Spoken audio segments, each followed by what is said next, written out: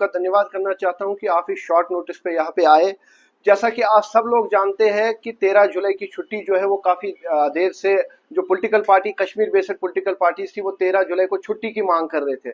लेकिन हम जब छोटे थे हम तब से सुन रहे थे शहीद दिवस, शहीद दिवस, हम तब से सुनते आ रहे थे।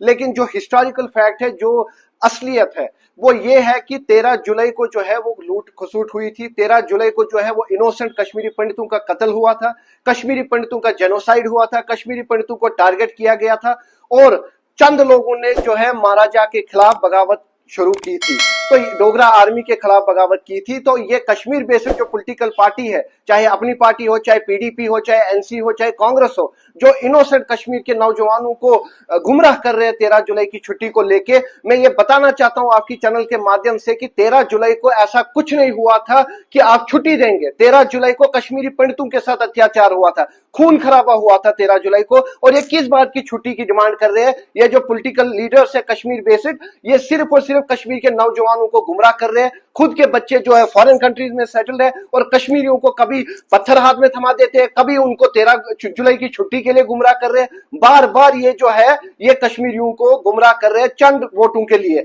मैं कश्मीर के नौजवानों को ये कहना चाहता हूं कि अब आप बस करिए, इनकी बातों में मत आइए। जो कश्मीर के लीडर है वो सिर्फ और सिर्फ आपको गुमराह कर रहे हैं और कुछ भी नहीं।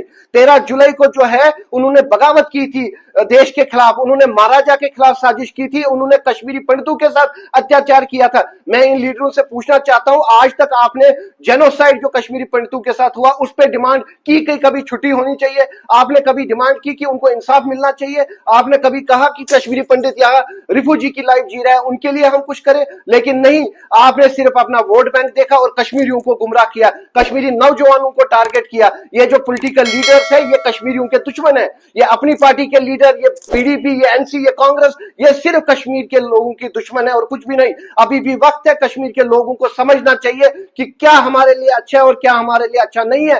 ये कश्मीर बेसिक पॉलिटिकल पार्टी सिर्फ और सिर्फ कश्मीर को गुमराह करते हैं और देश के साथ गद्दारी करते हैं। जिन लोगों ने 13 जुलाई को उन्होंने जो ये आतंक मचाया था, उनके लिए सजा होनी चाहिए थी। उनके लिए आप छुट्टी मांग रहे हो, ये बड़े हद की बात है, बड़े बेशर्मी की बात है। इसमें कौमी तौबा होना चाहिए। आप बोलने चाहिए कि छुट्टी नहीं होनी चाहिए और आप बोल रहे हो छुट्टी होनी चाहिए। ये किस मुंह से ये बोल रहे हैं कि छुट्टी होनी चाहिए? मैं एलजी साहब से कहना चाहता हूं, लॉ एंड ऑर्डर आपके पास है, अमित शाह जी के पास है। जो लोग छुट्टी की मांग करते हैं उनको सलाखों के पीछे करिए। सबसे पहले मैं मीडिया कर्मियों का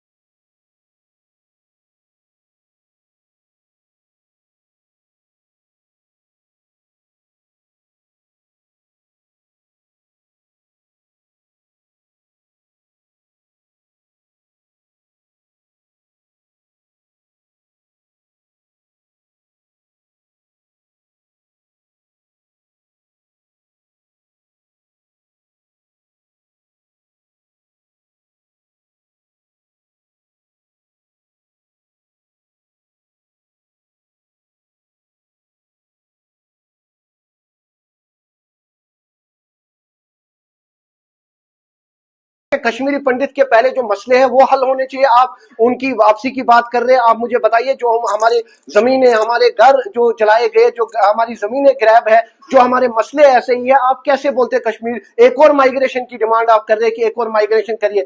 एक तरफ आप देखिए कश्मीरी पॉलिटिकल लीडर्स की सोच क्या है, जो 13 जुलाई की छुट्टी मांग रहे हैं, और आप चाहते हैं कि कश्मीरी पंडित वापस जाएगा।